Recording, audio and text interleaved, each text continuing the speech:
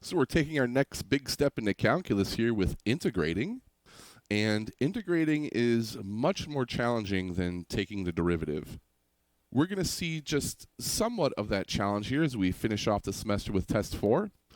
But Calculus 2 will most likely be the hardest math class you've ever had, and that's going to be because of integrating. It can be very challenging. A lot of clever maneuvers sometimes you need to do to get your answer. And I want to do my best here to make sure you have a solid basis of understanding for Calculus 2. So this video is going to be a little bit longer. Maybe you want to break it up into sections. So here we go. So the question that we want to answer is, what is the area between a function and the x-axis from 2 points? The beginning point A and the final point B. So to demonstrate this, just use PowerPoint over here and just pull up a regular old graph. And I'm going to start simple here, just with a constant function. So we'll just take it at 3. And now we want to have the area between the function and the x-axis here, and between 2 points A and B. And I'm just going to put these points somewhere. You can put them wherever we want. I'll stick them there. And we want to figure out what this area is. Now, as you can see, it's obviously a simple rectangle, and we're going to start with geometry to figure all this out. So from geometry, we do know the area of this rectangle is length times width. And that's something that we can just easily write down then as our first formula to begin with, that we can have length times width. Now this is the very general formula for geometry. We need to get it to be a little bit more complex so that we can deal with harder functions that are not just squares. So to do that, we're going to first start to take these L and W values and try to writing them in something that's more function oriented instead of just these letters L and W. And an easy spot to begin here is to start with L. We look at L here, we can see from the rectangle that L is simply going to be B minus A. That will be the length of L, and that will always be true for a rectangle. And that's our next equation that we can get from this, as we will have L equals B minus A. And if we look at our rectangle over here as well, we can see that W, the width here, is actually just the height of the function. And so we can go ahead and write that as our next equation, that we're going to have W equal to our function.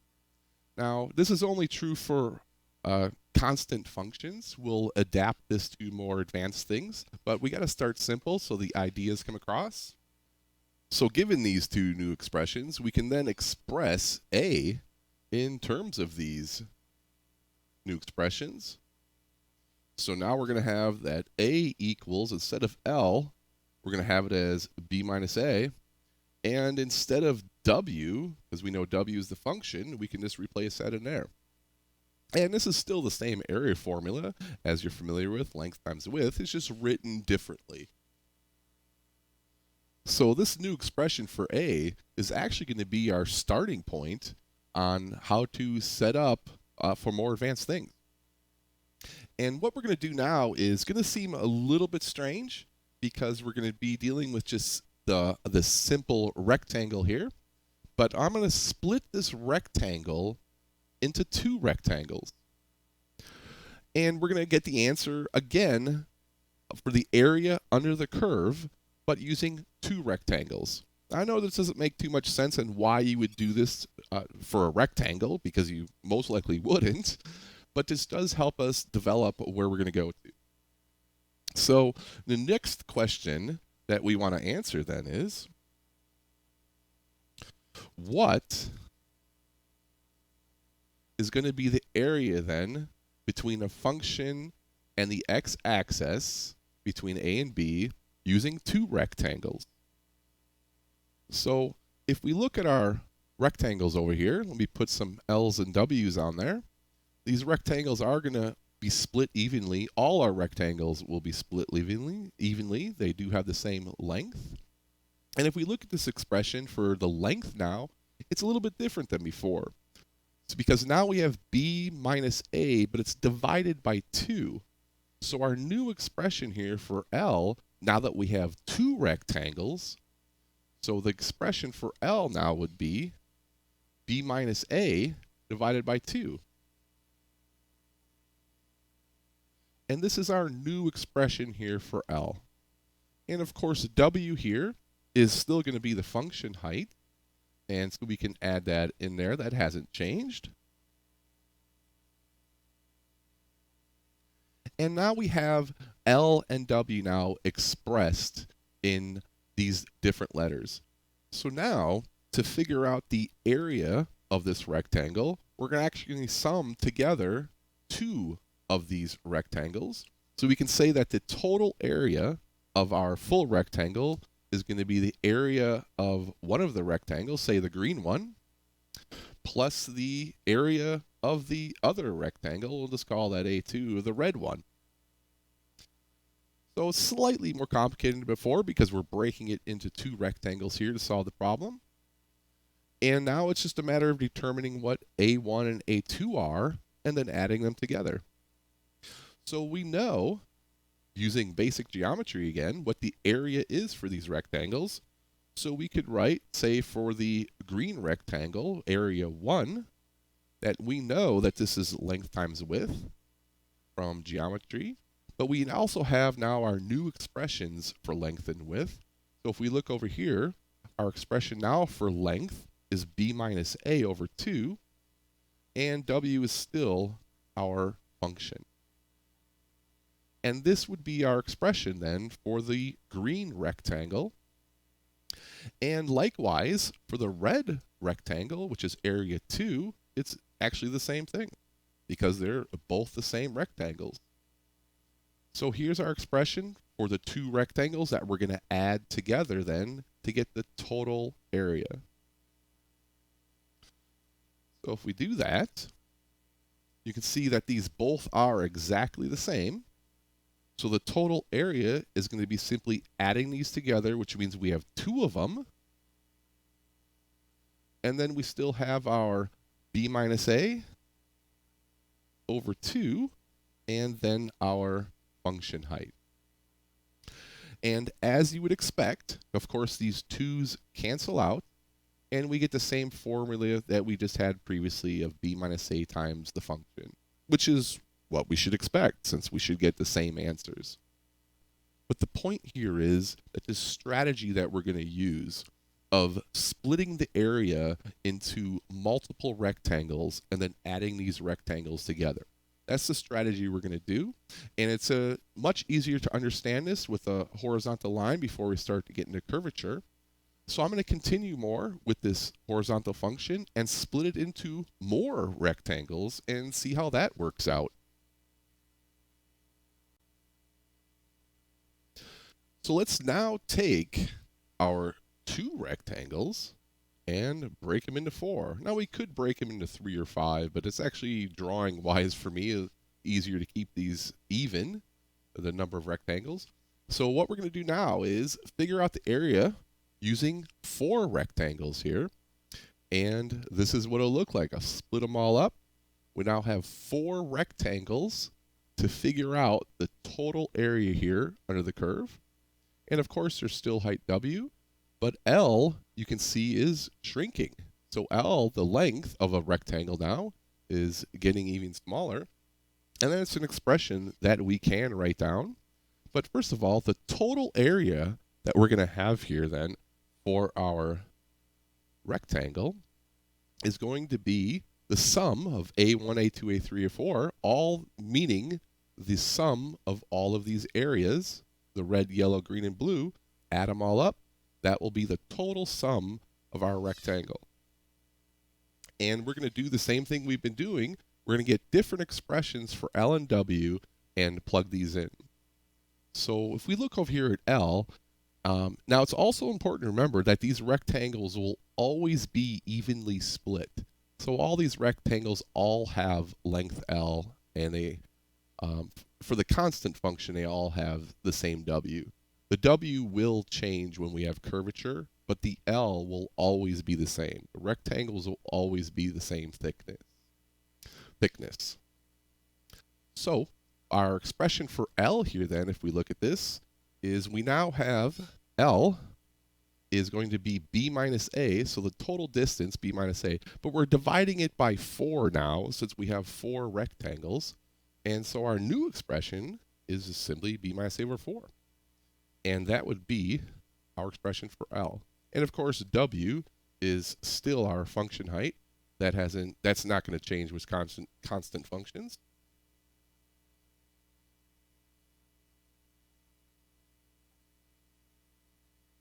And this leads us to our full expression then for A.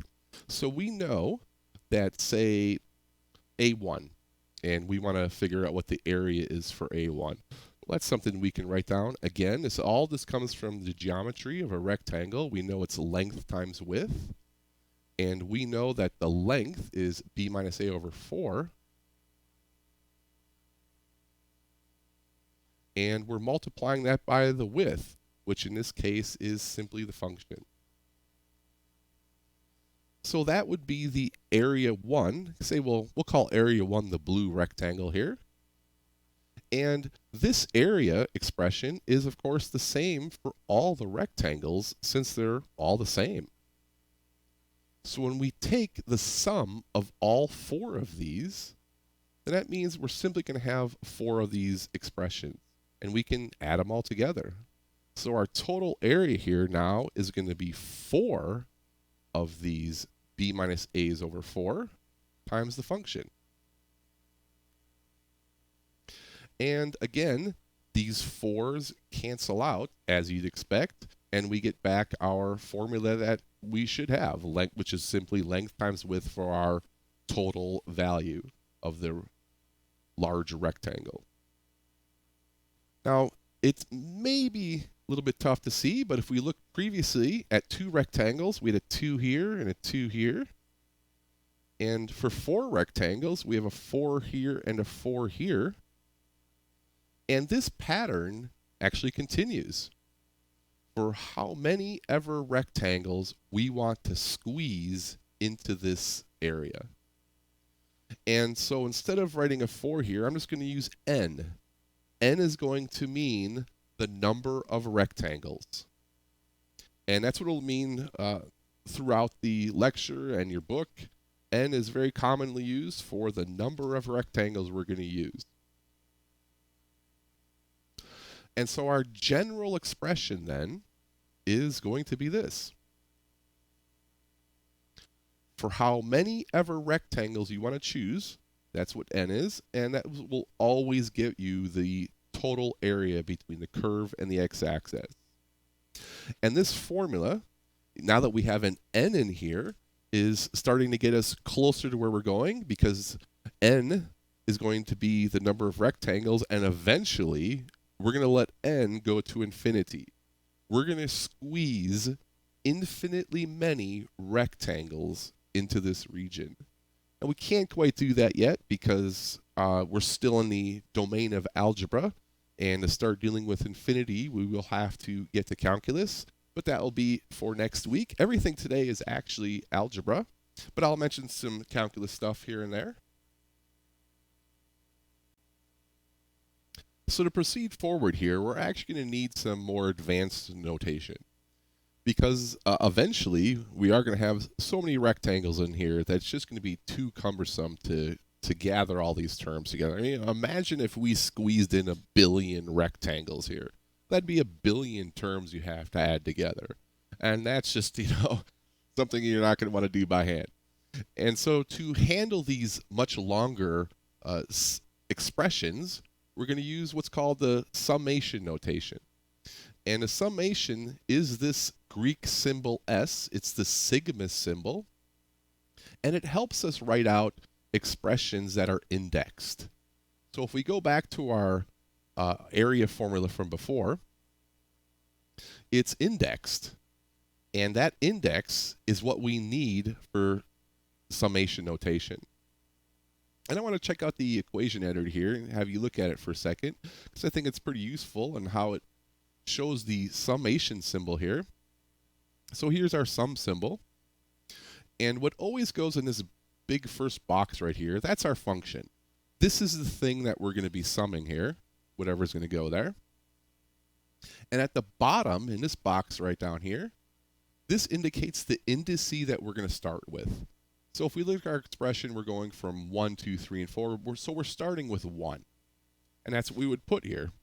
We would say we're going to start with 1. And we're going to end with 4. And where we end goes on the top. So start on the bottom, end on the top. And the summation symbol does use integers. So the I will go 1, 2, 3, and 4. I will never be, say, like 1.5. In the summation notation, it's understood that I increments by 1. And this allows us then to write a compact expression for what our area would be. So if I take this formula and we look at what our area is, what we would then have to do is we would simply write this then as A sub I. And this A sub I represents then writing all this stuff out. A sub 1, and writing all this stuff out. And again, if we had a billion terms right here, well, this would take me forever to write out. But with the summation symbol, it's really simple because I could just put a billion on the top and be done with it. But this is what the summation symbol is and what it does. It's more like a machine telling you to add things as you progress. And we are going to be using this symbol so we can handle more rectangles under the function. But first, before we get into doing any of that, since the summation symbol may be new to some people, let's just do a quick few examples on how you would use this summation symbol. And I'll just make something up here. And let's just say we have some new expression. Just call it B sub I. And this equals 2 times I. And what I'm going to want to do here then, and we'll say we'll do this for 4 here, is let's say we want to sum this.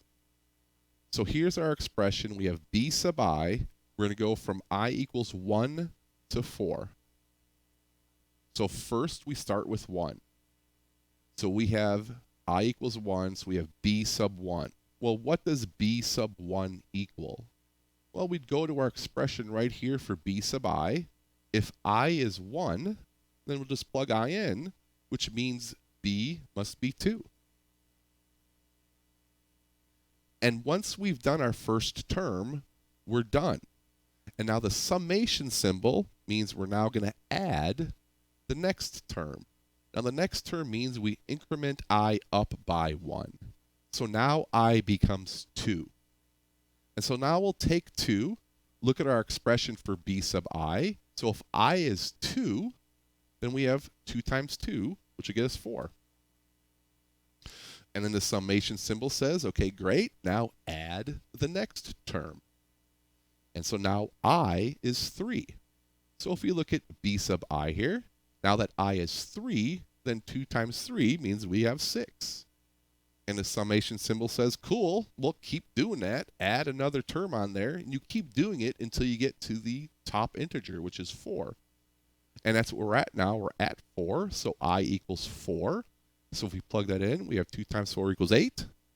And now we're done. We've summed our 4 terms. And of course, we can just look at this and see we've got 20. And that would be our answer. That is the sum. Using the summation symbol, the sum is 20. And we can check out another example. How about if I defined another expression, let's say C, and let's call CI, let's call this I squared. Now we have this expression. And what we're going to do is we're going to sum this again with 4 terms. So now we're going to sum this as C. So we start with I equals 1. So I is 1. So we'll do on here. Okay, well, if I is 1, 1 squared means 1. So we're done with 1. The summation symbol means add your next term. The next term is when I equals 2. So now we'll look at 2. Well, if I equals 2, 2 squared is 4. And now we add the next term when I equals 3. So we'll go to our expression. If I equals 3, well, 3 squared is 9. And we keep going until we reach the top number, which is 4 here, which is where we're at now. So when I equals 4, we'll plug this in, and 4 squared is 16. And what do we got there? 20, 30. And that's our answer. This sum of C sub I from 1 to 4 is 30. So that's just a quick intro to the summation symbol. If you're actually going on further into calculus, you'll definitely deal more with the summation symbol. We don't deal with it too much right now. But a few more things to say to make sure you have some comfort with the summation symbol. Let's just keep going a little bit with summation notation.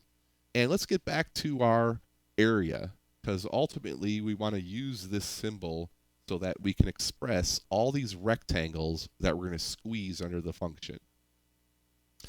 So here's our expression again for our 4 rectangles, the blue, green, yellow, and red, A1, A2, A3, and A4. And here is the summation symbol that would express that, summation. And we can, now the point of the summation symbol actually, one of the points, is to get rid of all this stuff on the right, because that's the stuff that takes so much work to do. And this is our more compact expression then that represent many, many terms, depending on how high you want I to go. So, if I went to 1,000,000, this simple expression here would represent 1,000,000 terms. And if we go back to what the area actually is for a rectangle, we know that's length times width, but we're going to use our new letters that we're using with b and a in the function. So our expression for a sub I here is actually going to be our b minus a, and that's going to be for 4 rectangles. That would be 4. That's our length, and times our function.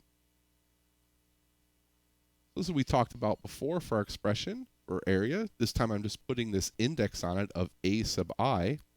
Now, if you do look at this function, there is no I in it. So what does that mean? Well, that means as you increment through I, the terms don't change. If there's no I there, then nothing changes and it continually stays the same. So let me just quickly demonstrate what I mean by that. So if we take our sum, now I've defined what a sub I is. It's going to be this new expression here. So we can just stick that in. Instead of a sub I, we're going to have our b minus a, and that's all over 4, times the width. In this case, that's the function height. And so what does this equal as we increment it through? Well, remember, we start with I equals 1. So there's no I in our function, which means nothing changes. So the function that stays the same, and so we'd still have b minus a over 4 times the function. And that's what we get for I equals 1. And now the summation symbol says keep going. And so we'll add I equals 2. Now if I equals 2, well, nothing changes. And so we get exactly the same thing again. And that's for I equals 2. And now we're at I equals 3. Now at I equals 3, again, nothing changes. It's still the same expression. And so we would add that expression again. And Now I equals 4. So we'll add in I equals 4. Again, there's no I, so the expression stays the same. And here is the full statement then. So our sum on the left will equal adding these 4 terms on the right. And of course, if you add those all together, you'll get a 4, and those 4s will eventually cancel. So if we add all of these expressions together, that means we've got 4 of them. And those 4s cancel, and we're back to the expression that we originally started with, which we should. But again, the point here is this machinery that we're developing in order to get the area under the curve. It's all going to be about these rectangles. And then eventually we're going to take this to infinitely many rectangles. So let's get a little crazier here. Instead of 4 rectangles, let's break this into 8 rectangles. And let's work this all out and see what happens, how it's going to work out. So now we have our, first of all, remember our length. Our length is always going to be b minus a divided by how many rectangles we're going to have here. So now we have 8 rectangles. So we're going to say n equals 8. So our new expression here, instead of 4, we're now saying there's 8 rectangles. So our summation has to go from 1 to 8 to add all 8 of those rectangles. Our length, which is b minus a, divided by 8, since we have 8 rectangles, and that's still times the function height. So what does this equal actually number-wise, given this information we have on the graph? Well, if we look at b, if we look at the graph, I'm saying b here is at 8. So b is 8. And if we look at a on the graph, I'm marking a here as 2. So a is 2. And if we look at the function value, the function is always 3. So we can replace the function here with 3. And this is our expression here that we're actually going to be iterating. So let's do that. So here's our expression that we're going to iterate along. And let's do that for, actually 8 minus 2 is 6. So I'll combine that there. And again, there's no I here, so nothing changes. So when I equals 1, we're going to have our exact same expression, which is 6 over 8 times 3. And that's for I equals 1.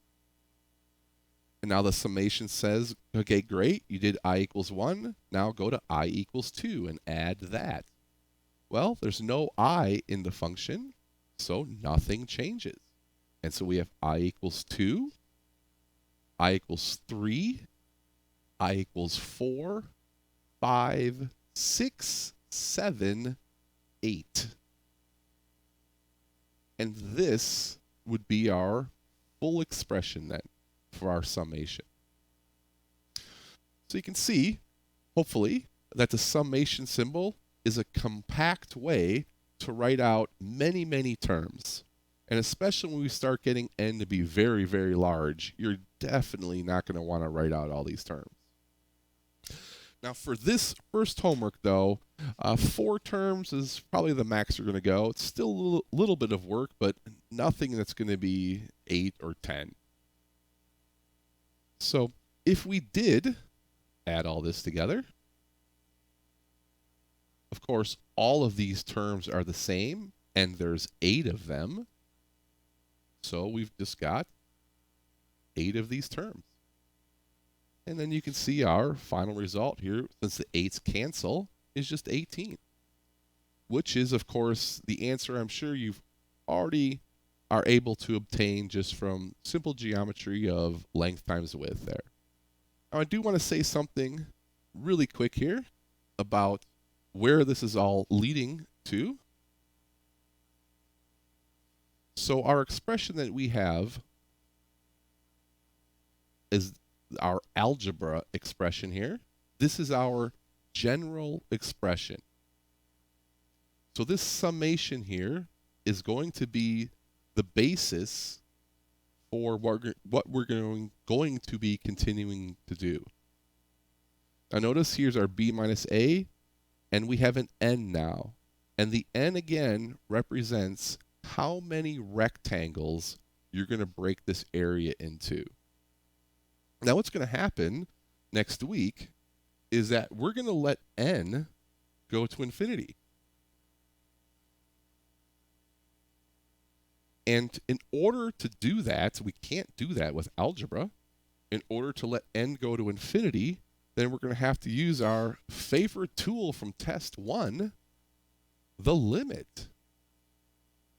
And this is our full calculus expression that we will get into next week. We'll be tacking the limit onto this summation and letting n go to infinity to figure out what that is. But for now, we're just going to stick with the algebra expression. But this is where we are going. We're eventually going to tack the limit onto this. So we have our algebra expression. Here it is. And a common thing to do is b minus a over n. A common thing to do, and all math books pretty much do this, is to redefine this. Now, if you recall at the starting, this b minus a over n is simply the length of one of these rectangles.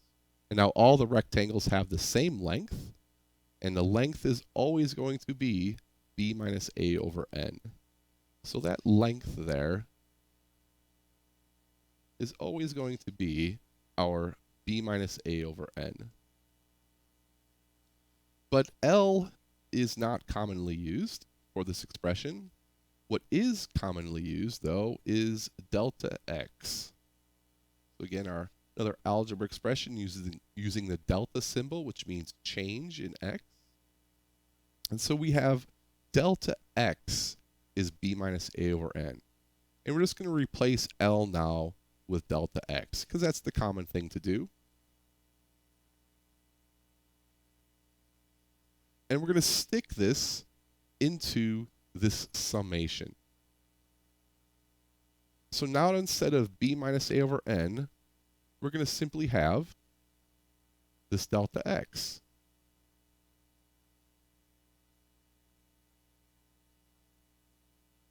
And then here is our evolving expression for the area under a curve, given n rectangles.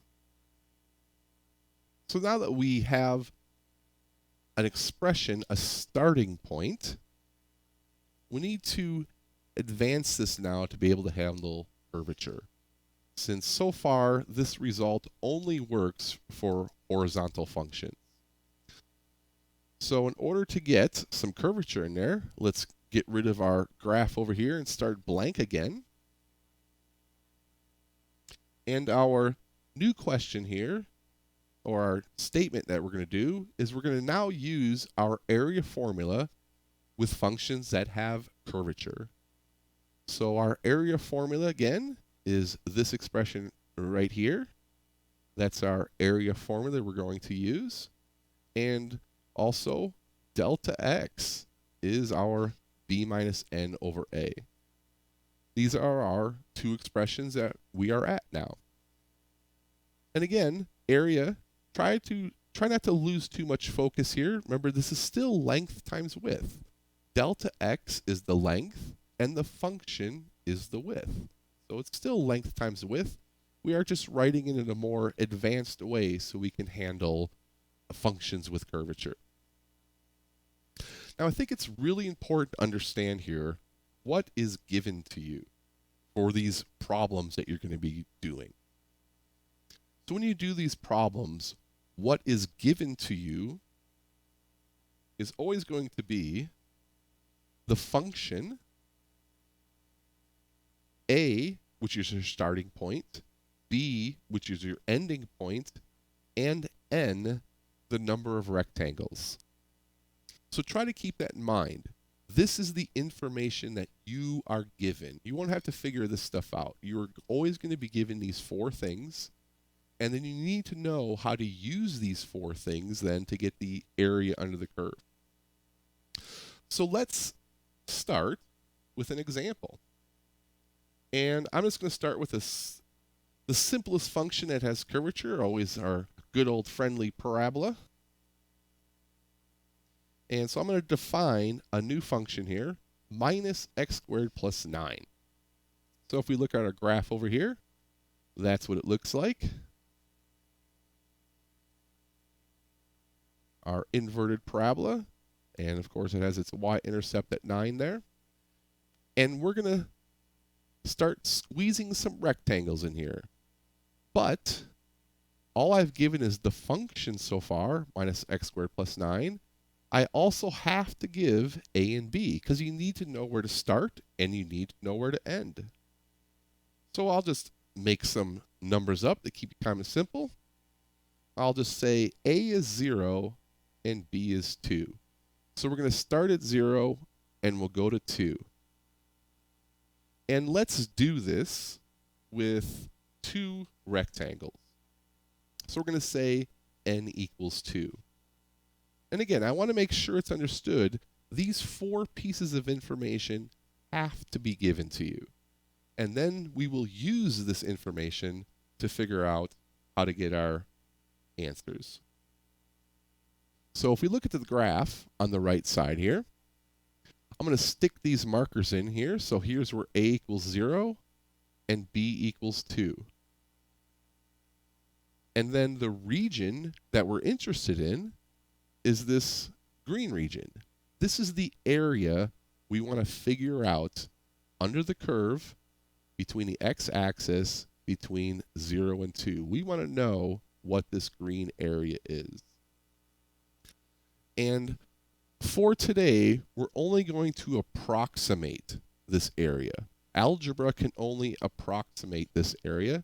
Calculus will eventually allow us to get the exact area. So keep in mind that everything we're going to be doing now, these are all approximations. And then next week, we will tune this up to get exact answers. Now, there is an ambiguity that can happen when we start to try to fit rectangles in here. So here's our 2 rectangles. I'm just going to split that up. So there's our 2 rectangles. Now, of course, rectangles should have a flat top, and these have curved tops. And this is where it can be ambiguous on how you top this rectangle. And there's 2 ways you can do it. So consider a straight line, because that's what we're doing here. We're drawing straight lines. So if we have a straight line, and I get to the top of the straight line, I could go right to form a rectangle. So I could go up and right. And now the other thing we could do is go up and left. And these are the 2 possibilities you can do for creating rectangles. And unfortunately, there is not a standard naming convention for this. If you go up and to the right, that's called a right rectangle that you're forming. Some people also like to call that the left endpoint, since your rectangle starts from the left. And if you go up and to the left, this is then called a left rectangle, because it's going to the left. However, it can also be called the right endpoint because you're starting on the right side of the triangle. So I know that can be confusing, and books do vary on what they say. So we have these 2 ways that we can introduce rectangles into our picture. And so let me show what that looks like then. So on this left graph, I have these right rectangles. So I drew my line straight up and then to the right. and then I drew my line straight up and to the right, and I formed these two rectangles. So that's our right rectangles. Now, if we go to this other graph, notice that at 0, if I start at 0 and draw a line straight up, I can't go to the left because that goes outside our region of interest. Remember, we're interested in 0 to 2, so I can't draw a rectangle to the left. So for left rectangles, we actually can't start at the starting point, and we have to move to the next line over, this middle line. So this middle line, we draw the middle line straight up to the function and off to the left. And that creates then our left rectangle. And then we go off to the next line here, which is at 2. And so we draw our line straight up and to the left. And so here is our left rectangles, and here is our right rectangles. And you can tell there is a difference between them, and they do algebraically give different answers. However, once we introduce calculus, these will both give the exact same answers. But for now, you should expect these to be different. So this right rectangle, if you notice, I'm filling in this pink here. So for right rectangles, this pink region represents an overestimate. In other words, these rectangles are going to give us too large of a value because it's going outside the function. And when this happens, another name that can happen here, unfortunately, is upper sum. So there are some people that also like to call this the upper sum because it's an overestimate of the area. And if we go to our left rectangles, notice the left rectangles are always below the curve.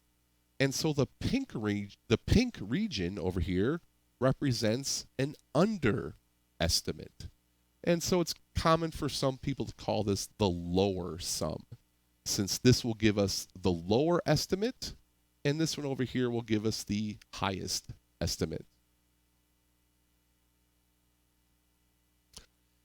And let's just focus on these one at a time. And so let's focus solely on just right rectangles. So I'm just going to take the right rectangle graph, here it is right here, and I'm going to zoom in on it just so you can see things a little bit clearer. So I zoomed it in over here, just cropped it up a little bit. So I'm going to take this zoomed in picture and start with that. And I put the function here just to remind you of our function here. And it's important to remember, right rectangles always start at A. In other words, our right rectangles always start at our beginning point. And what we're going to need to do here is start labeling where these rectangles are starting. So you can see I'm going to start labeling these x1 and x2. So our first line here that forms our right rectangle, I'm going to call it, starts at x1. And our second line that starts the second rectangle is at x2.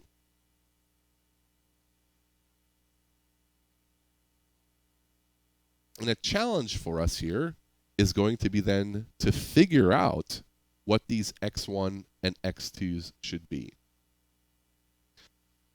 And one last thing about right rectangles when you draw these, there's no right rectangle at B. So B is this last black line here. And notice if we draw this line straight up to the function and then draw a rectangle to the right, that this goes outside our region of interest. We're not interested in anything beyond B, so there's no right rectangle at the very last point.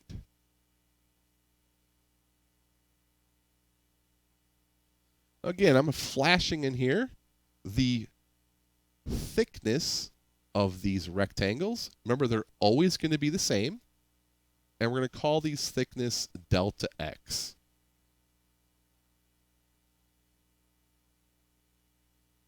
And this delta x we can figure out from the information given and that we know delta x is b minus a over n. So if we look at that, delta x right here, we know that b is 2, we know that a is 0, and we're going to use two rectangles, that's n, and so we get a delta x of 1. And that's what we had to figure out from our information given. We had to figure out what delta x is.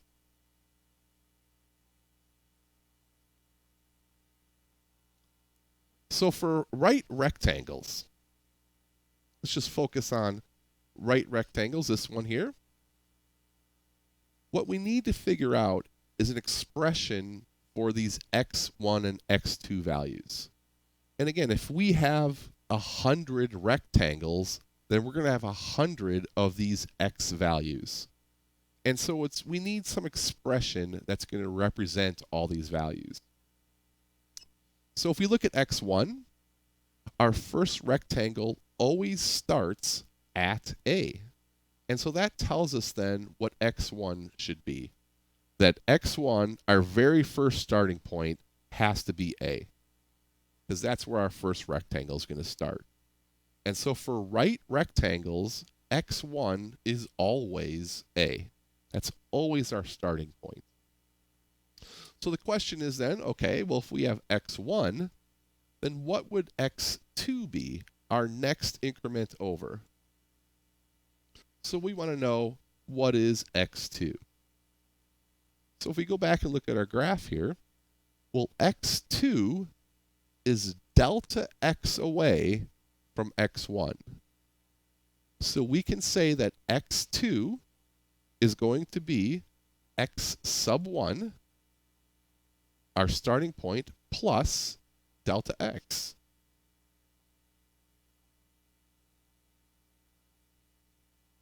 And this gives us an expression for x2. However, we already know what x1 is. We just determined that right here. We determined x1 is a. And so let's just replace x1 with a. And that is our expression for x2. The value at x2 must be a plus delta x. And delta x, we already figured out, is 1. Now there's only 2 rectangles here, but I do want to show you what the general formula is for x. So just for a moment, assume there are more than 2 rectangles. And let's say we had to figure out the third value here. Let's say there was a third rectangle and we had to figure out what that is. So we want to know what our x sub 3 is.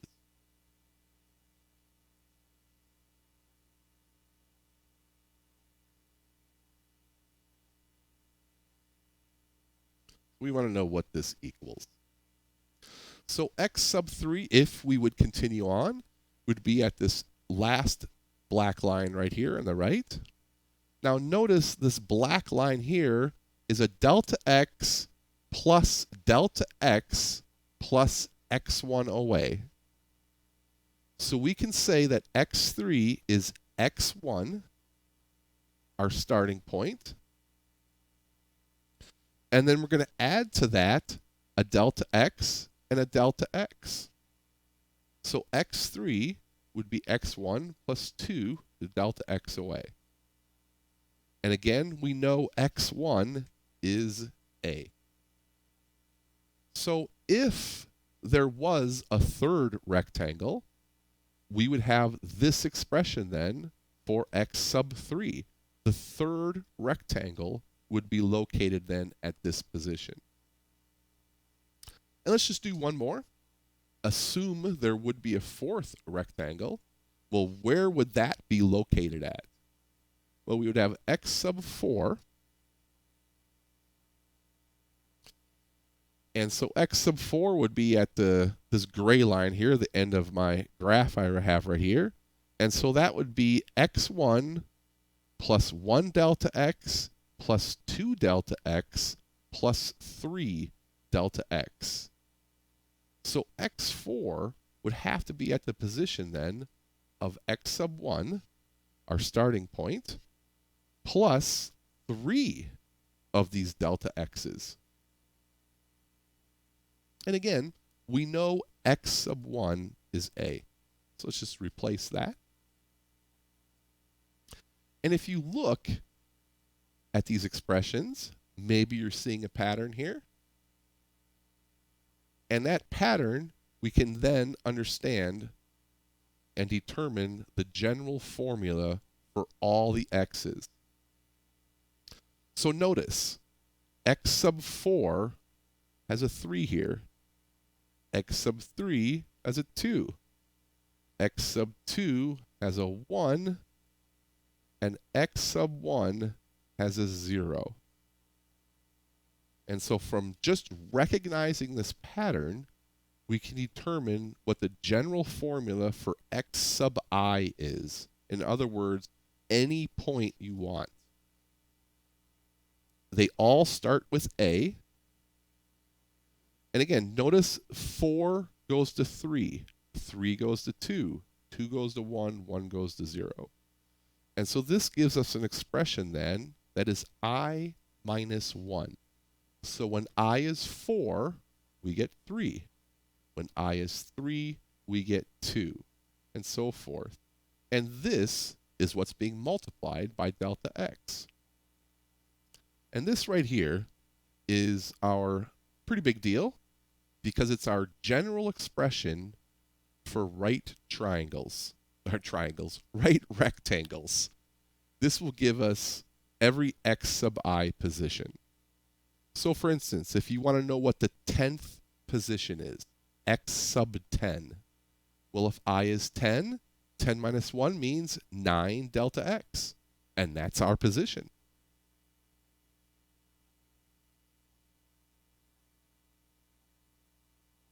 But let's go back to the graph we're doing on the right here with just 2 rectangles. I wanted to show you 4 rectangles so I could get to the general expression that we'll be using going forward.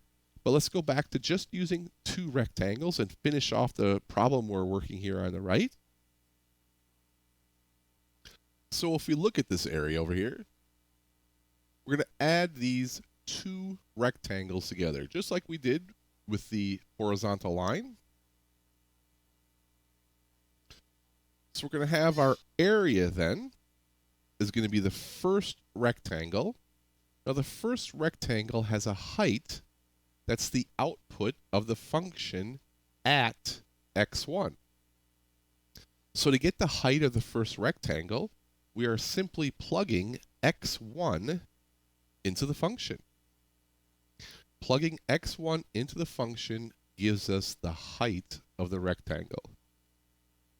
And then we simply multiply by delta x to get the area of that rectangle, length times width. And then we're going to add to that the second rectangle. Now the second rectangle has a shorter height, but its height is still located at an input of the function. So to get the height of the second rectangle, we're going to input x2 into our function to get the height of the second rectangle. So we'll just do that. And then to get the full area again, we're going to multiply that by delta x. And that's our expression, our approximation for the area under this curve. This expression, I do just want to quickly write back into summation notation, just so you can see what that looks like. So if I took this expression and wrote it in summation notation, we'd have to look at our index here. So that's a 1 and a 2. Our index is what we then write as I. So this would give us f of x sub I being our index, times our delta x. And remember, the bottom of the summation indicates where I starts. Well, if we look over here, we're starting at I equals 1. And the top of the summation tells you where to stop. And we're going to stop when we get to 2. And that would be how we write the expression then with our summation notation. So this is where we're at. We have our expression for the area. We have our delta x. I'm just going to write it all down here so we can combine it all. We have our expression for the area. We have our delta x. And we also have the xi positions. So these three things right here are key to getting our approximation. We need all 3 of these things. So let's check it out for this problem. Now, what do we know here? Again, remember the information, there's information that has to be given to us in order to do these problems. So what we know is we know that A equals 0, B equals 2, and so that tells us that delta x is 1, which we figured out a few minutes ago. So we know from the information given and using our equations here that we have a delta x of 1. That is the thickness of our rectangle. And what else do we know? Well, we know x sub 1 starts at A. And we know A is 0 for this problem. So that means then x sub 1 is 0.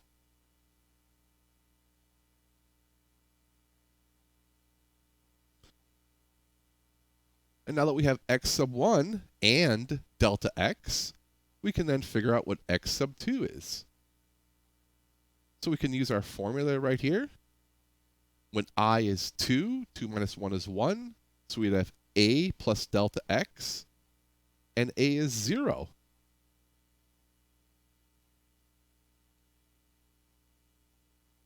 So we know for x sub 2 that we know this equals A, which is 0, plus, I'm looking at this formula right here. You know, A is 0, our index is 2, so I is 2, so 2 minus 1 is 1, times delta x, but we already figured out what delta x is. It's right here. It's 1. So then that tells us what x of 2 is. It's 0 plus 1, which is 1. So let's take our expression here that we have for our area. Just going to paste it down here.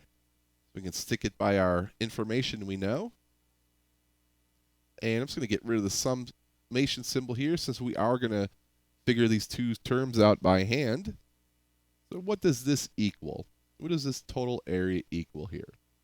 Well, the first thing it says here is to take x1 and plug it into the function.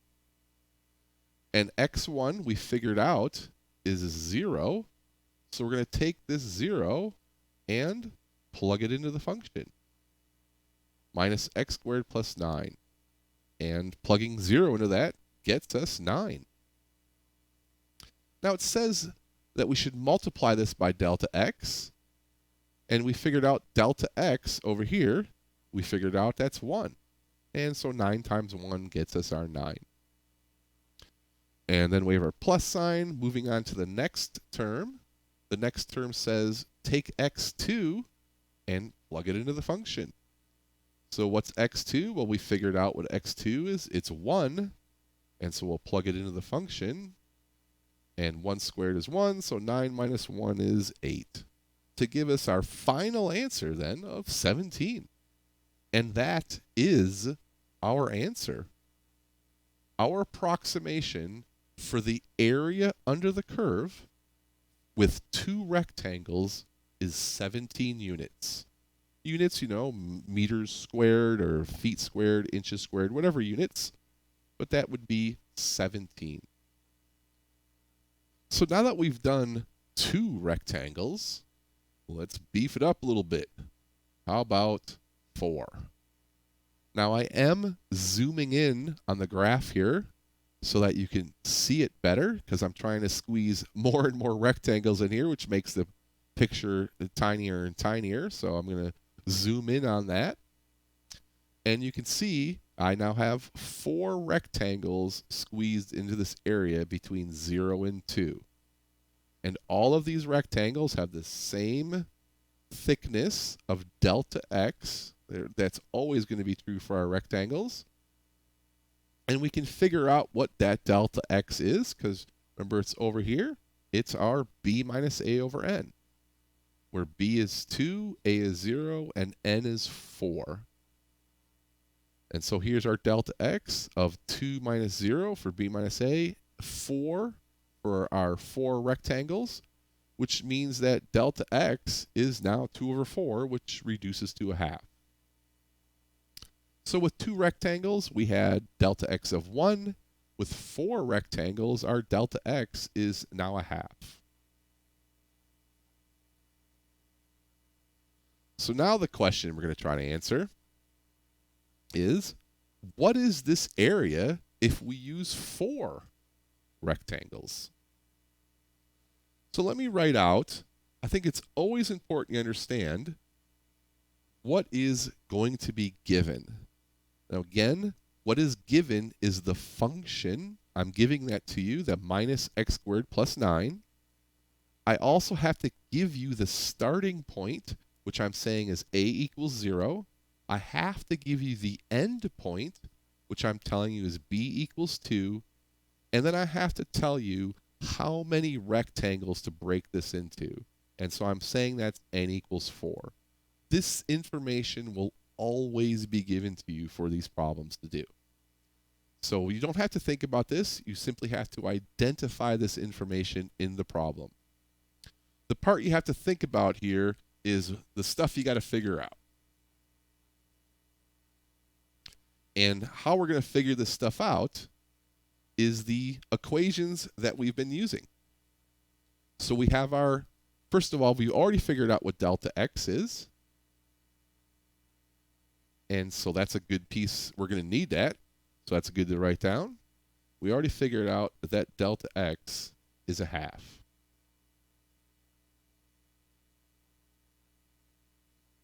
And once we have delta x, we really want to start labeling where these rectangles start. So I'm going to start right here with x sub 1.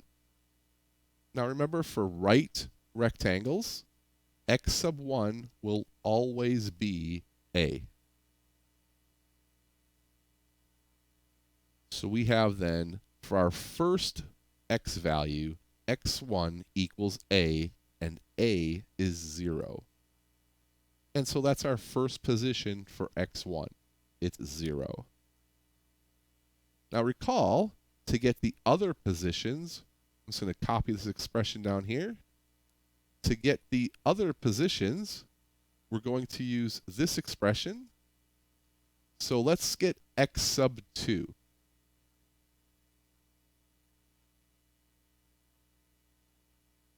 And with x sub 2, that means our index, our I value, is 2.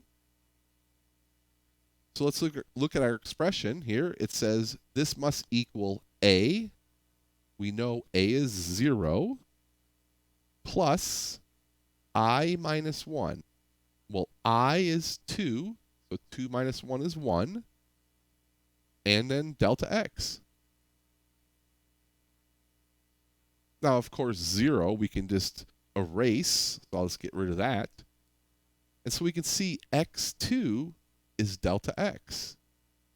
But we already know what delta x is. We figured that out. We know delta x is a half. And so we have x sub 2. So that's this second position right here, where the second rectangle is going to start.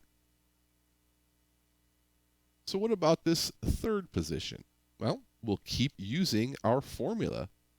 This is our formula that gets us all the x positions for right rectangles. So let's check that out. Our x sub 3 position, now I is 3. So we'll look at our formula here again. It says it must equal a for this problem, which is 0. And then we're going to add to that I minus 1. Now in this case, I is now 3. So 3 minus 1 gets us a 2 times delta x. Now delta x, we know what that is. It's a half.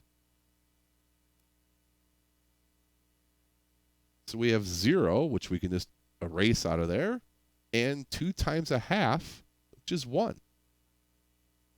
And that is our x3 position. x3 is at 1. So now we want to go to the fourth and final rectangle and find out where that one starts at. And again, we're going to use our formula. That's why this one is a pretty big deal here, because we're going to use this always for our right rectangles.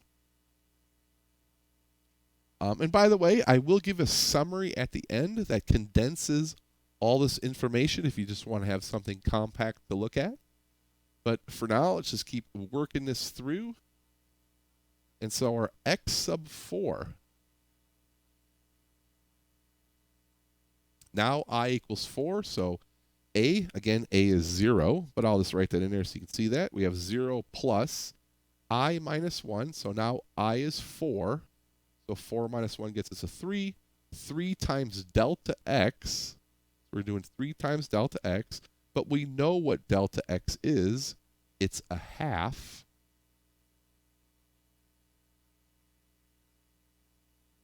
And we can erase the 0. That doesn't contribute. And so we have 3 times a half, which is 3 halves. And that is where our fourth position is, where the fourth rectangle starts.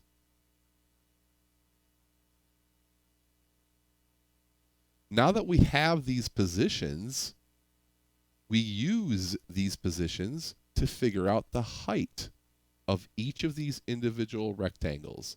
So x1 gives the height of the first, x2 the height of the second, third the third, the fourth and the fourth. And so that's what we need to do next, is now that we have our x1 values, we're going to use these to figure out what the height is. Let's do that.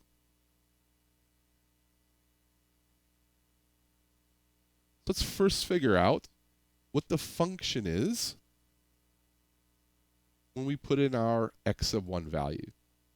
So we want to know, what is the function when we plug in our x sub 1 value?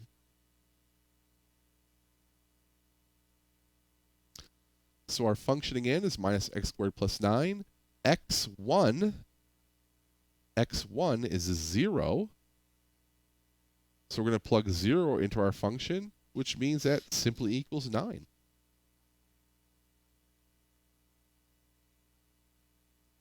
And this 9 is the height of this first rectangle.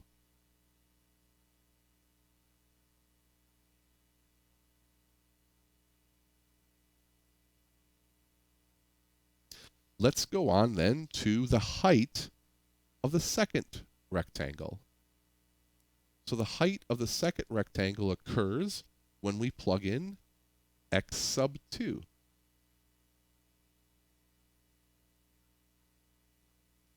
We're going to plug in x sub 2. That'll give us the height of our function. And what is x sub 2? Well, that's something we already figured out. Over here, we figured out that x sub 2 is a half. So we're going to plug a half into our function. So we have a half squared. So a half squared being a fourth. So we have 9 minus a fourth. So what we've got here is 9 minus a fourth. And we have to do a common denominator here of 4.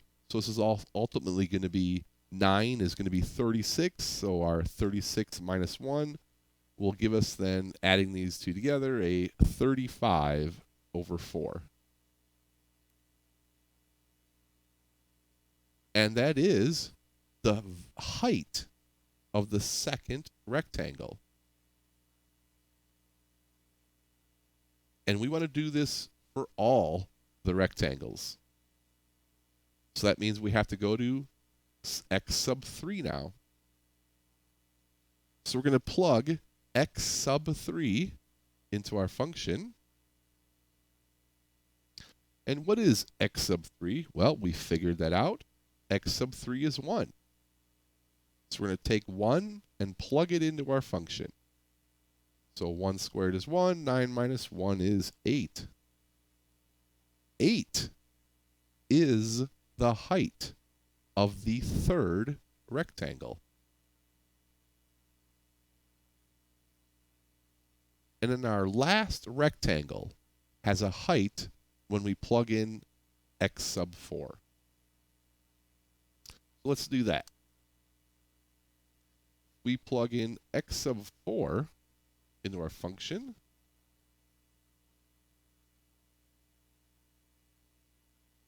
Well, we already figured out what x sub 4 is. It's 3/2. So we're going to take that, plug it into our function. 3/2 squared is 9/4. So we're going to have 9 minus 9/4. Again, we're going to have to do a common denominator here of 4. So 4 times 9 gets us a 36. And then 36 minus this 9 will get us a 27 over 4. And that is the height of our fourth rectangle. And so here we go. These are ultimately the values we're trying to get, because we already figured out what delta x is. Delta x is easy to get. That's the thickness of these rectangles. The majority of the work here is actually getting the height of the rectangles. And that's what I have in blue here. These are our heights of the rectangle. We now have all of our numbers to crunch this out. So what are we going to do here? We're going to take all this stuff that we just got, and we're going to plug all of this in to our general equation for area. And here it is. All this information we did here, we're going to plug into our summation to get our answer. Let's do that. So here is our summation. We first start with index 1.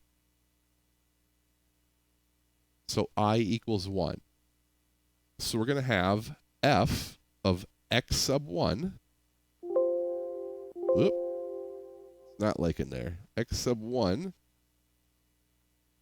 times delta x. That's our first term, plugging in 1. And now the summation sign says, great, now add the next term when I equals 2. Well, when I equals 2, we have x sub 2 into the function. And we're going to do this for all of them.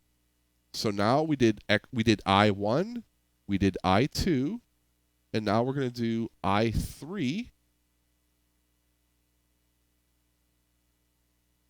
And then finally, I4.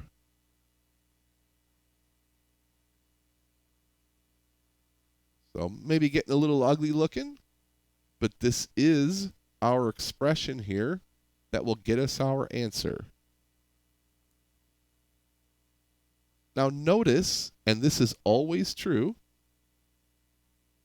Notice if you look at this expression here, actually let me just copy this really fast so I don't make it too long looking. If we take this expression here, notice that each term has a delta x. This will always be true. And we can factor that out. We can factor out all those delta x's. It's our GCF, our greatest common factor. And it's actually pretty common to write the delta x last, which will be a little bit more meaningful next week when we see where we're going. But it's pretty common to write the delta x last here. And now all I did here was factor it out. Delta x is the greatest common factor. So that's just factoring. And this is our area expression.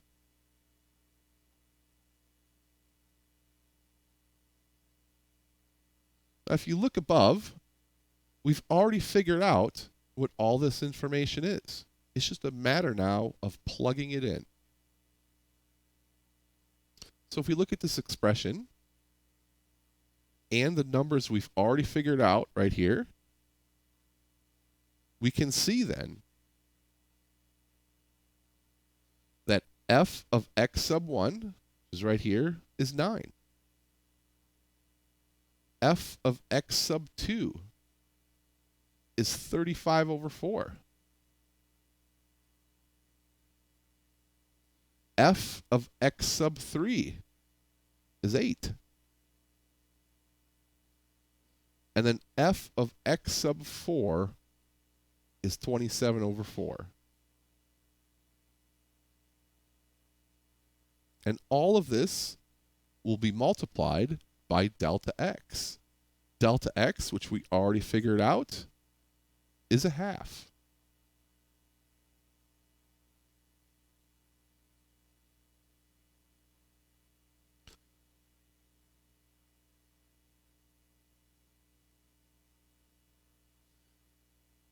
So if you like some numbers, we'll just finish this off real fast to get our final answer here. And we would have to do a common denominator for all this. So a common denominator for 9 here will get us a 4 and a 36. And 8 with a common denominator of 4 would get us a 32 over 4. So now we can add all those together fairly simply. We got 71, 103, and 130. So we've got 130 over 4, adding all those fractions together, times a half, which was our delta x. So our final answer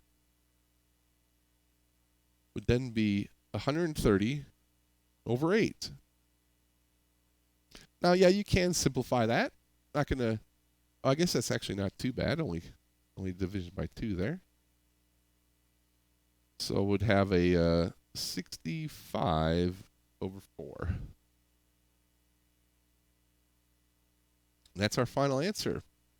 65 over 4 is our approximation for the area under the curve.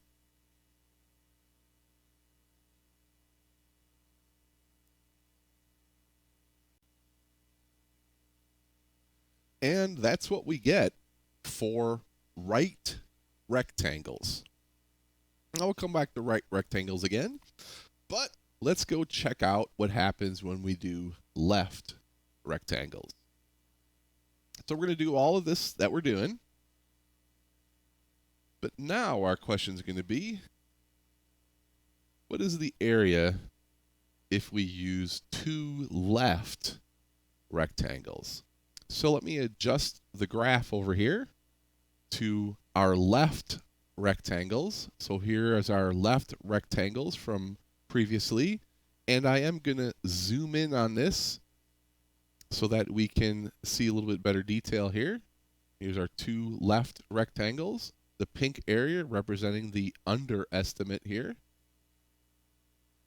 The area the rectangles aren't filling in. And left rectangles always start at the second position here. So unlike right rectangles, where we started at A and drew to the right, notice that's not done here. At 0, this black line just goes straight up to the top. We can't draw left because that goes outside our region of interest. So we simply can't draw a left rectangle there. So left rectangles always start at A, our starting position, plus a delta x away. So here is our first position for left rectangles. It's a delta x away from our starting point. And this is always true for our left rectangles. Now let's not forget our main expressions here, and these expressions are the bulk of what you'll be doing in the homework. We have our expression for the area. Here, n equals 2, because we're using 2 rectangles. And delta x is always b minus a over n. Again, n being our number of rectangles here. In this case, 2. Now, what we did previously with right rectangles is we used this expression. But this changes for left rectangles. So for left and right rectangles, these two expressions are always the same for left and right. What changes for left and right is this expression here. So we need to change this expression so that it works with left rectangles. And so we just need to think about this for a moment. Our first left rectangle always starts delta x away. And so that's enough information to tell us what x sub 1 must be. X sub 1 must be our starting position, which is A, plus delta x away. That's where this first starting position is right here. It's a delta x away from our start. Now for this particular problem, A is 0. And so we can just get rid of that. And I guess I didn't write that around here yet, but we also know what delta x is. And let me actually do that really fast, since I forgot to stick that in here, is we can figure out what delta x is from the information given, because it's always going to be b minus a over n. So we have delta x is going to be equal to b minus a over n. So we know b, we look down here, b is 2, minus our starting position, which is 0, and we have 2 rectangles, and so our delta x for this case is 1. So now that we have delta x, we know what x sub 1 must be. It must be 1, because that's what delta x is. So now that we have x sub 1, what is x sub 2 right here? Well, x sub 2 is delta x away from x sub 1. And let's just write that down. We know that x sub 2 is x sub 1 plus this is delta x.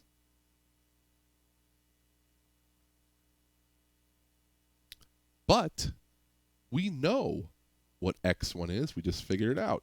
It's 1. Let's replace that. We also know what delta x is. We just figured that out. It's 1. So x sub 2 must be at 2. And these are our positions where the left rectangles are. Now, I want to work towards the general expression for left rectangles. So let's assume that we have more rectangles here. Now let me just write the general expressions. So we know that x sub 1, remember x sub 1, the left rectangle always starts at a plus delta x. That's always the first position where our left rectangles start.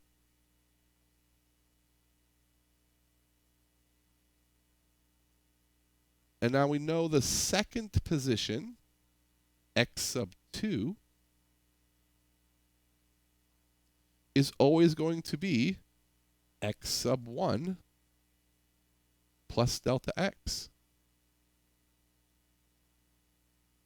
Again, you can see that right here. Here's x sub 2. It's x sub 2 is simply x1 plus delta x. And that'll give us our x sub 2.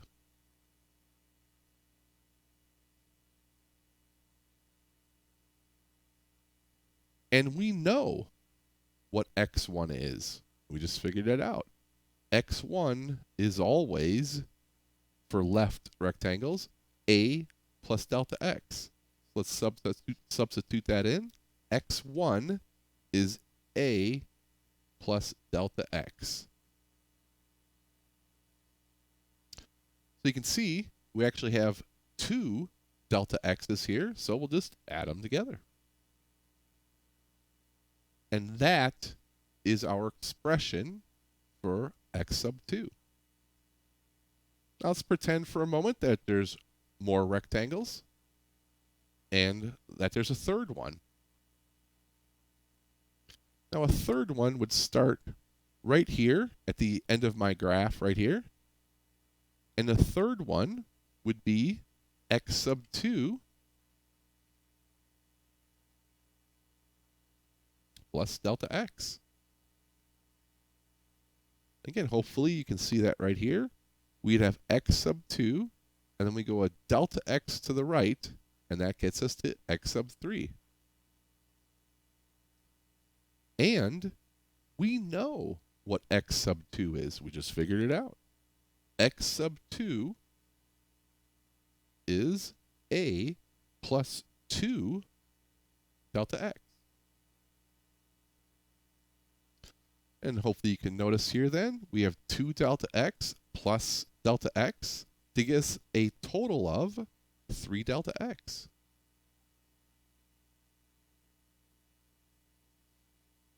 And I don't know if you can see the pattern that's emerging here, but let me just write down what the fourth one would be. The fourth one would be a plus 4 delta x. So notice the pattern that's emerged here. When I equals 4, we're multiplying delta x by 4. When I is 3, it's 3 delta x. I is 2, we have 2 delta x. And when I is 1, we have 1 delta x. And from this pattern, we can then deduce what the general expression is for any x position for left rectangles. So it must be a plus I delta x. And this is our big deal for left rectangles. This expression here is how we get the x positions where the rectangles are for left rectangles.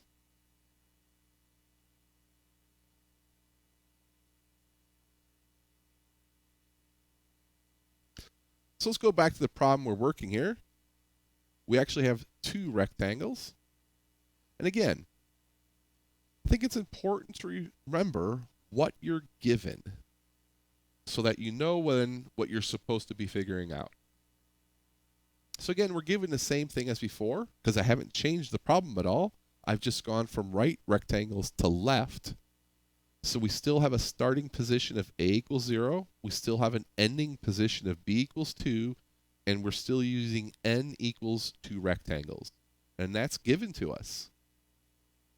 And then what we have to do with the given information is figure out the rest of the stuff. And usually the easiest thing to start with is delta x. So we know that delta x is b minus a over n. This is always the expression for delta x. So let's look at the information we have.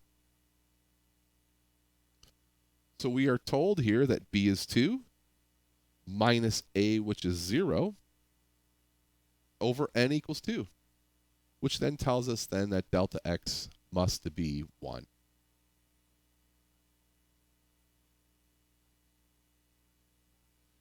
And now that we have our delta x, we can use our general expression here to then figure out what all the x sub i's must be that we're interested in. Now, we already did this before. For our 2, we got x1 is 1 and x sub 2 is 2.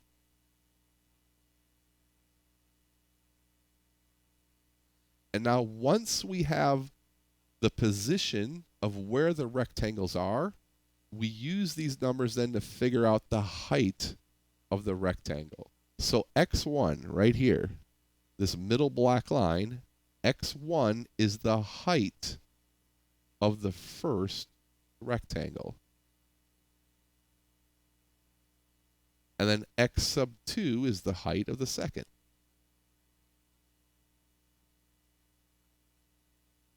And that's what we want. We want those heights. And to get those heights, we plug the x value in to the function. So x sub 1. If we take x sub 1, which is 1, and plug it into the function, minus x squared plus 9, then we find out that f of x sub 1 must be 8. 8 is the height of the first rectangle. Let's go on to the second. So the second's going to be at 2. At position 2. What is x sub 2? Well, we figured it out. It's 2. So we're going to take that, plug it into our function. So 2 squared is 4. There's a minus sign there, so 9 minus 4 gets us a 5. 5 is the height of this second rectangle.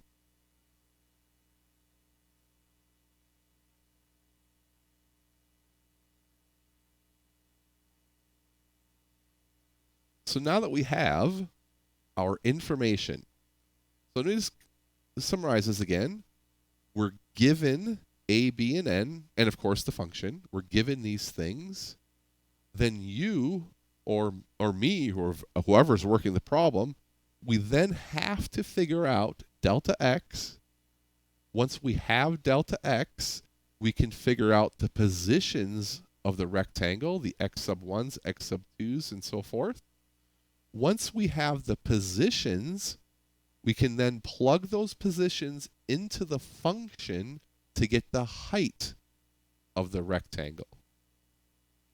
And now that we have the height and their thickness, we can get their area. So we're going to take all this information that we've been given and figured out and plug all of this in to our formula for the area for 2 rectangles. So here's our summation notation. I goes from 1 to 2 because we have 2 rectangles.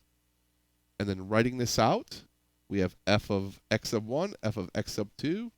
And remember again from previous that the delta x is always a greatest common factor here that we can factor out. And so we're just going to plug our numbers into this then, because we've figured them all out.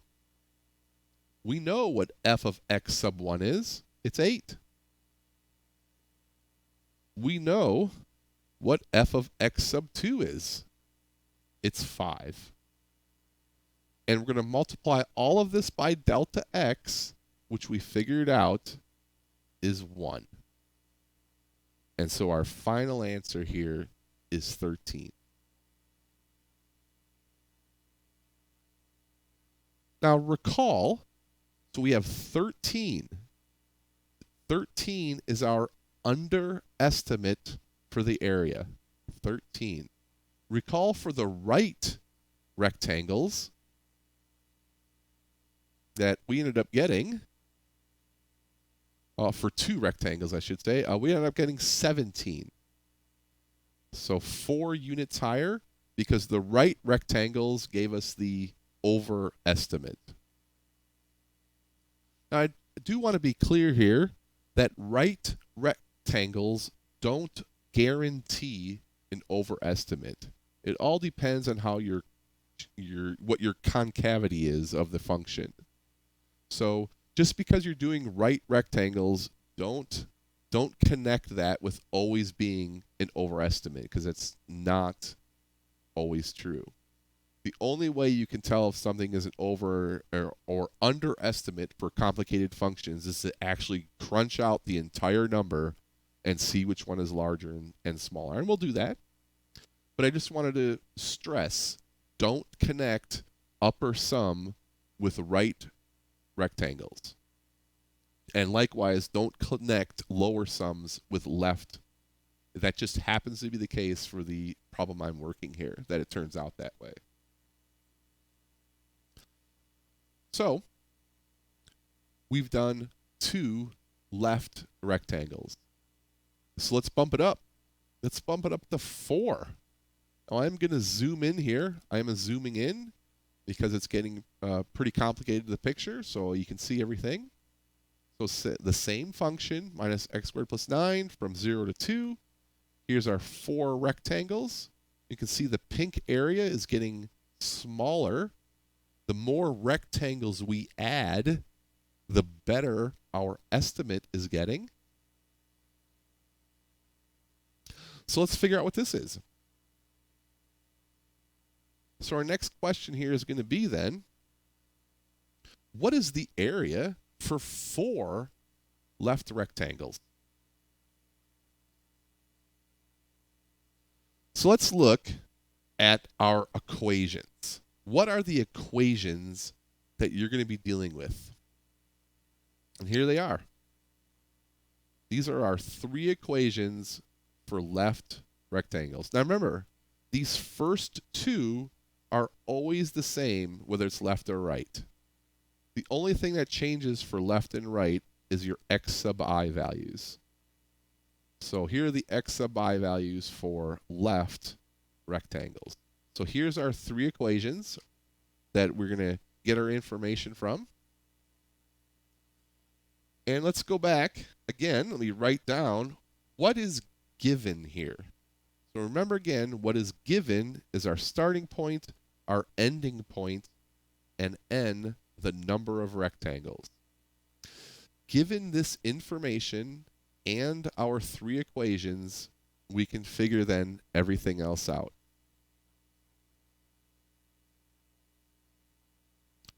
So delta x is the best place to start.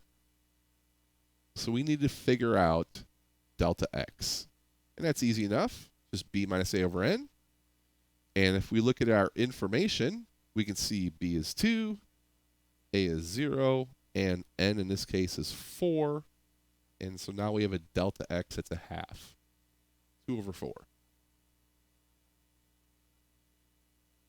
Once we have delta x, we can then figure out where the positions are of these rectangles. So recall, x sub 1 always starts at a plus delta x. So x sub 1 always starts for left rectangles, always starts at a plus delta x. But we know what this is. We know a is 0 because that's given to us. So it's a 0, so we can just get rid of that. And we just figured out what delta x is. It's a half. So x1, our first position, is a half.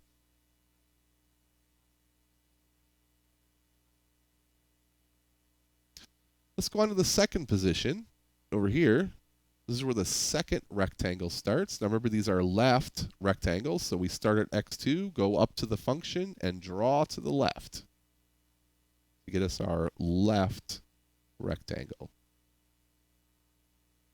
And let's figure out what that x2 value is. So we have x sub 2.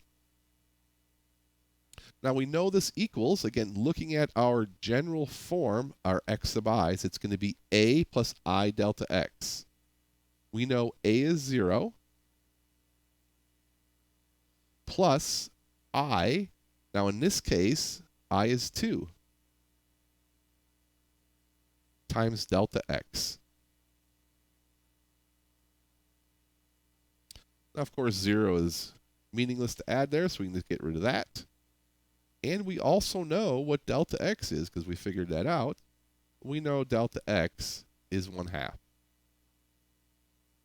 So 2 times 1/2 then tells us x2 is 1. This second rectangle starts at 1. So what about the third? X sub 3. We're going to do the same thing. We're going to use our formula for the x positions on left rectangles.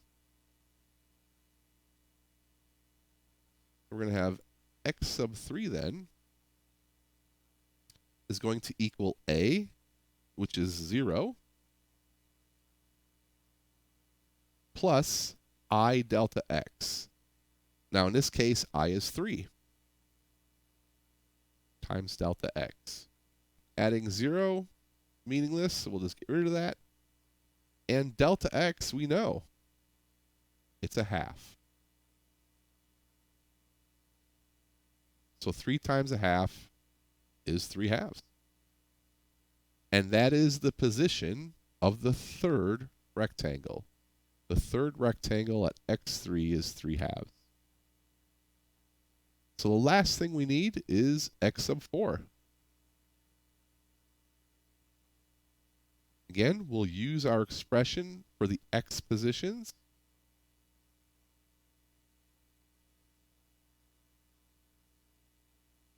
And so, x sub 4 would have to be at a plus ix. Now, in this case, I is now 4 times delta x.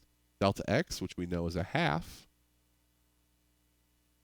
So 0 plus 2 gets us 2. And here we have then our 4 positions for the rectangles. The first rectangle is at a half, the second at is 1, 3/2, and then the final rectangle right here all the way to the right is at x4. X sub 4 is 2. Now that we have the positions, we need the height. Because overall, that's what we're trying to do here. We're trying to get the height of these rectangles. Because we already know the width, it's delta x. So our goal here is to get the height. So now that we have the position values, we can just plug those into the function then to start getting the height of these rectangles. So let's plug x sub 1 into that position, into the function. Now x sub 1 is a half. We're going to plug that into the function. So a half squared is a fourth. So we're going to have 9 minus a fourth.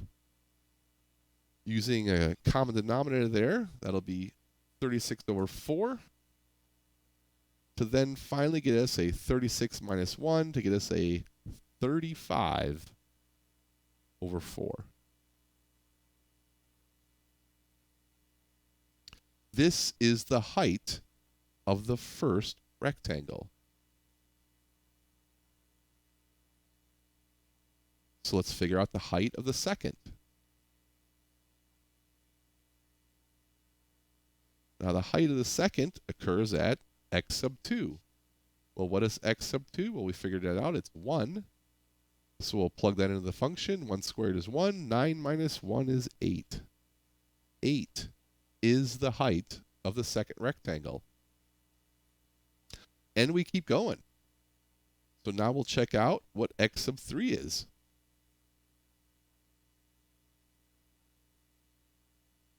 So x sub 3 right here, 3 halves. We figured that out. We're going to plug that into the function. So 3 halves squared is 9 fourths. So we're going to have 9 minus 9 fourths. We'll get a common denominator there. So that's going to be 36 over 4. And then 36 minus 9 is 27. So our final fraction here then would be 27 fourths. 27 fourths is the height of the third rectangle. So and finally, to get the height of the fourth rectangle, we plug in x sub 4.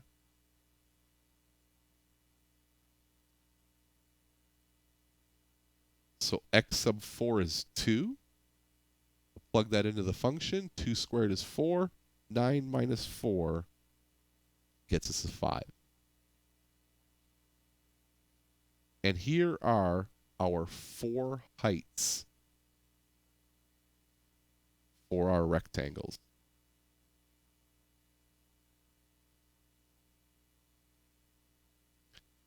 So now what are we going to do? Well, now that we have all our information, all our information being we need the heights of these rectangles. Now that we have all that, we're going to plug all this in to our general formula for the area. So we're doing 4 rectangles, so our summation goes to 4 now. Again, remember that delta x is the greatest common factor, so we can factor it out of everything here. And so what are we doing? Well, we're going to add all these function values together then. So we're going to all of these, just going to add them all together. And once we add them all together, we multiply by delta x. So let's check that out. We're going to add all of these together. So for x, so x sub 1, we got 35 fourths. And then for x sub 2, we got 8. And then for x sub 3, we got 27 fourths. And then for x sub 4, we got 5. And all of this is multiplied by delta x. Delta x, which we figured out, is a half.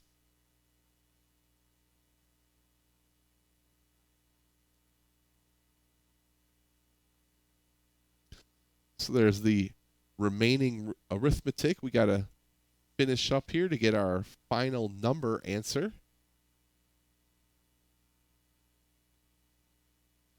So we'll need to get a common denominator of 4. I'm just going to kind of do that right here. So 8 times 4, get us a 32 over 4 for that common denominator.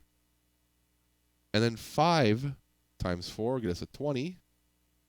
That's 20 over 4 for that common denominator. Now we can add all this together pretty simply. So we have 67 94, 114 all over 4 times our delta x, which is the 1/2. To get us then our final answer of 114 over 8. And this can be reduced. They both have a division by 2 there. So that would be 57 over 4 for our final answer. So our estimate for the area under the curve is 57/4. So these sums that we're doing are commonly called left sums and right sums. And there are other techniques for doing these sums. Mostly these are used in computer programming to figure out areas under the curve through iterations. And the book does talk about one of these other techniques that I'll mention, but I just want to mention the other two. So we talked about left and right sums. The next thing the book does talk about is the midpoint sum, which we'll talk about in a moment. And the ones we won't talk about, which are actually better because they're more accurate, is the trapezoid, but the best is the Simpson sum, which will give the best estimate for the curve. So maybe you'll see that in the future if you get into some programming and have to do some iterations and figure out what some areas are. But for now, we're not going to say anything more about trapezoid or Simpson. And our last one here to focus on is the midpoint. And the midpoint is pretty straightforward. It's only got one difference from what we've been doing. So the only difference with the midpoint rule is our x sub i's. So in other words, these two equations that we have right here, these still remain the same. What changes for midpoint is the x sub I. And that's the pattern here. For the left, right, and midpoint, these two equations in blue here are always the same. What changes is the x sub i's. Each of these techniques has their own x sub I. And so that's what changes with the midpoint rule. Now, x sub I is going to be the values in the middle of the rectangle. So I'm going to try to draw that over here on the graph. So here's our left rectangle. Now the midpoint is going to split these rectangles in half. It's in the middle. So these yellow lines are going to be our new positions for midpoint. Now, what's something that is nice about the midpoint rule is that there's only one way to draw a rectangle. And that's like this over here. So I'm comparing these two pictures of what our left rectangles look like and what midpoint rectangles look like. And if you notice the midpoint, notice the pink is getting really small here because the midpoint is more accurate. So the only thing that changes here is these yellow lines. We need to figure out where these positions are. So just to save some time and having to write out this, I'll just paste it in here. So I have, so instead of a plus delta x, this is the expression that we used for left rectangles. We now have our first position, our yellow line, is going to be our starting position, which is A. And now to get halfway, instead of doing a full delta x, we're only going to do a half delta x. So our first position, this first yellow line for midpoint, is going to be A plus a half of delta x. And that'll put then the yellow line right in the middle of that rectangle. And now to get the next yellow line over, we're just going to simply add a delta x. And let me go to a better picture over here. So here's our x1 position, this first yellow line, which is at a plus a half of delta x. And now this next yellow line at x2 these are always a delta x away, just like they were previously. So the yellow lines, x1, x2, x3, and x4, and all of these are separated by a distance of delta x, just like before. So if you want to think about that expression and come up with yourself, you can do that, but I have it stated right here that the general expression then for all these xi's is going to be our starting position right here, which is a plus 1/2 delta x. That's our first yellow line. And then we add a delta x to that.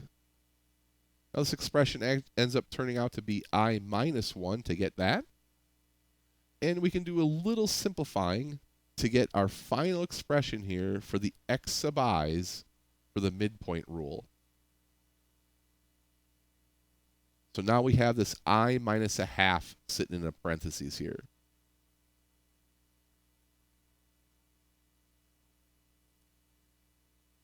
So I want to do another set of problems to show all these examples. But I do want to give a summary here to condense this information so you have something to look at.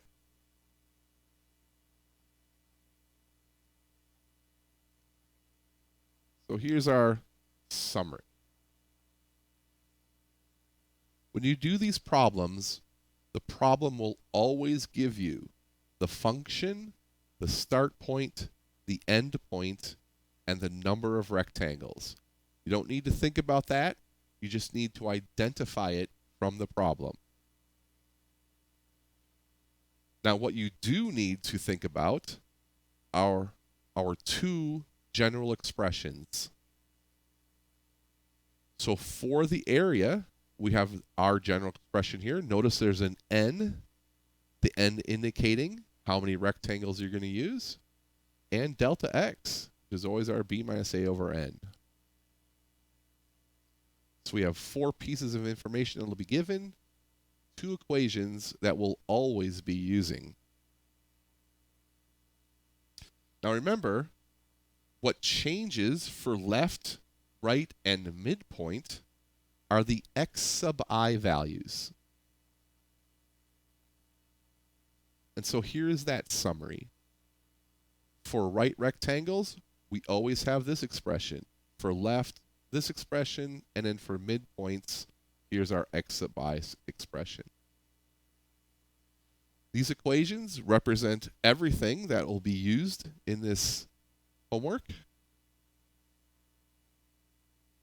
And that's our summary here. And I also want to give, in case you really like to have things ordered, another thing I kind of like of doing this presentation way is I can give you a nice ordering of things, is I want to give you a strategy. In case you're really stuck, you're really having some confusion here, here's a strategy that'll get you through. The first thing you want to do is determine delta x. b minus a over n. The easiest thing to do. Once you have your delta x's, the next thing you want to do is determine whether you're going to do right, left, or midpoint. Because you have to determine which x sub I expression you're going to use. So once you get delta x, you have to determine if you're going to do right, left, or midpoint.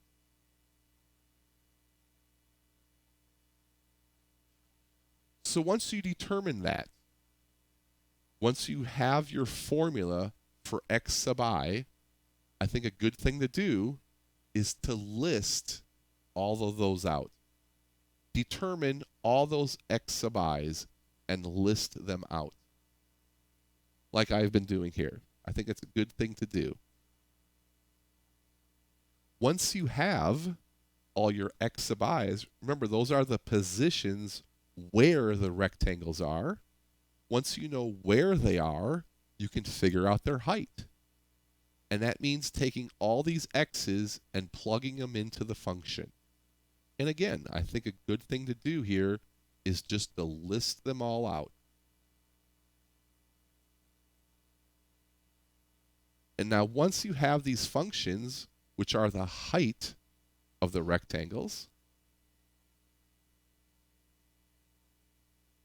we're then going to go on and take all that information and plug it into our general formula for the area. So again, remember, delta x, you figured out. All these heights, you just figured out right here that you listed out. You stick all that stuff in there. And maybe, if you like writing all that stuff out because it helps you, then maybe you want to do that. Maybe you want to write out the summation in terms of summing all the functions together and then multiplying by delta x. So in other words, what you're going to do here is once you have all the heights, all you're going to do is add all of those function outputs together. That's this part right here in the square parentheses. You're adding all of the heights together, and then you simply multiply by delta x. So you can add together all the functions you determine, and then multiply by delta x, and that is your final answer. So let's do the problem, and I want to follow this strategy so you can see what I mean by all this. So let's start with the problem. Now the problem in your homework is most likely not going to give you a graph like this with these rectangles colored in. What you're going to see with the homework is going to be something more like just a statement. So here's a typical homework problem. Estimate the area under the curve and between the x-axis using 4 rectangles, so that's n, between x equals 1 and x equals 5, so that's b, and that's a, for this function 1 over x. So the strategy, the first thing, determine delta x. That's easy enough, because delta x is just b minus a over n. b is 5, a is 1, and n is 4. And so that tells us then that delta x must be 1. Now the second thing we should do here is determine if we're doing right, left, or midpoint. So I'm just going to say let's do right for now. So for this problem, let's just do right. So now we've made a determination. We now want to list all of the positions of where the rectangles are. And now to do that, for a right rectangle, we use our expression for right rectangles over here in the summary. Here's our right rectangle expression, which is what I have right here in the starting point. But I'm going to start filling in the information. So for instance, we know A is 1. So I just plugged in 1 for A. And we also know delta x is 1. So this expression simplifies down all the way to just I. So all the positions are simply given by I. And if I look at the strategy here, it's saying, well, let's list them out. Okay? So when I equals 1, we get 1. I equals 2, we get 2, 3, 3, 4, and 4. So that's what we figured out from this expression here. All of this simplifies down to just I. So there we go. I listed out all the positions of where the rectangles are. Now that we have where the rectangles are located, we can now figure out what their heights are. And we do that by plugging it into the function. And here's the function again, in case you forgot, 1 over x. So we're going to take all our x values, plug them into the function, and list it out. And so there we go. I listed them all out. We plug in 1, plug in 2, plug in 3, plug in 4. So that was this step right here. Determine all the function values and list them out. And so what do we got next? Plug all of this stuff into the area sum. So we're going to take this information here, and we're going to plug this all together. We're going to add all of these function heights together. So we had 1 plus a half plus a third plus a fourth. And we do have to get a common denominator of 12. Adding all of those together gets us our 25 over 12. So that's this part right here, summing all of these heights. Once we sum all the heights together, we just multiply by delta x. For this particular problem, delta x is 1. So we have 25 twelfths times 1, which is 25 twelfths. And that is our answer for the function 1 over x from 1 to 5 using 4 rectangles.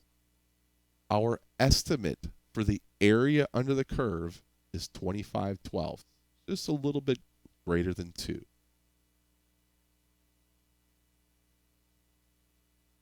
So that's for right. Let's try left rectangles. I'm going to use the same strategy.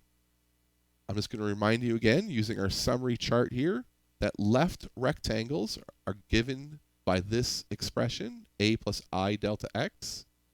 And so notice I have that written again over here, but I'm plugging in now the information of the problem. We know a is 1, so I plug that in. We also know delta x is 1, and so I plugged that in. And so this expression then simplifies down to 1 plus I. So we want to list, we're on our step here, list out all the positions of the rectangles. So that means cycling through I from 1 to 4. So when I equals 1, we get 1 plus 1 is 2. When I equals 2, we get 2 plus 1 is 3. 3, we get 4, and 4 plus 1 is 5. So listing out all the positions of where the rectangles are at. Once we have all their positions, we can plug it into the function to get what those outputs are. Remember again, the function is 1 over x. So plugging in 2, 3, 4, and 5 gets the half, third, fourth, and a fifth. So that's this step right here. List out all the heights. Once you have all the heights of the rectangles, you're going to add all of these numbers together. So a half plus a third plus a fourth plus a fifth. So let's add those together, half, third, fourth, and a fifth, common denominator. That gets us a 77 over 60. So once we've added together all the heights,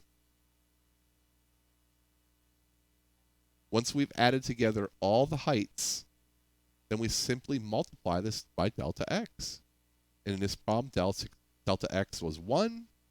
And so our final answer for left rectangles is 77 over 60. And the final example here then is the midpoint rectangles.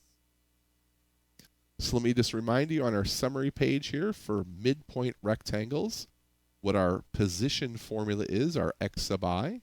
So I have that written over here again, but now I'm plugging in the information of the problem. So a equals 1 and delta x equals 1. And so we have this slightly more complicated expression for midpoint. And now in our strategy, we're going to list out all the positions of the rectangles given by our position formula here. So the first position, when I equals 1. So just plug a 1 in here. 1 minus a half is a half. And then a half plus 1 gets us 3 halves. And you plug in 2, plug in 3, plug in 4. and you'll get these fractions. Once we have all the positions, remember the goal, the ultimate goal here is to get the heights of these rectangles. Now that we have the positions, we can finally get the heights. And so we do that by just plugging those numbers into the function. So our function here is 1 over x, so these all get reciprocals here. So the 3/2 goes to 2/3, 2/5, 2/7, 2/9. These are the heights of the function these are the heights of the rectangles. And recall back here that we can simply add all those heights together and then multiply by delta x. We're going to add all these numbers together. So 2/3, 2/5, 2/7, 2/9. Least common denominator is 315. So working all that out, and that all sums together, get 496 over 315. That's adding all the heights together, multiply by delta x, which is 1, and we get our final answer. That is our estimate for the area under the curve. So as a final tally, we had right rectangles, a little over 2 for our total estimated area. Our left rectangles was about 1.3. So notice which is higher, which is lower. So in this case, 2 is higher, so we would call this the upper sum. It's the highest estimate.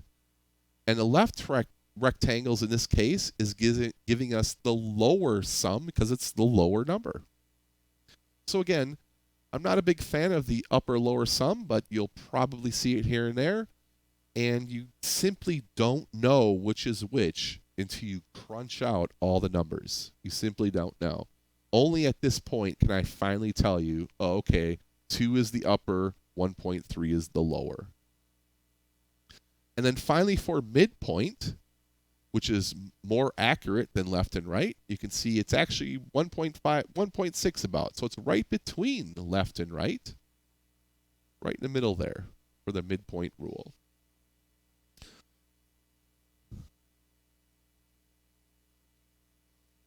So there we have it. I'm not quite sure how long this is going to turn out since I still have to do the editing on it. I hope this turned out to be much better than the written lectures. I still got a lot to polish up with this since this is my first experience with all this.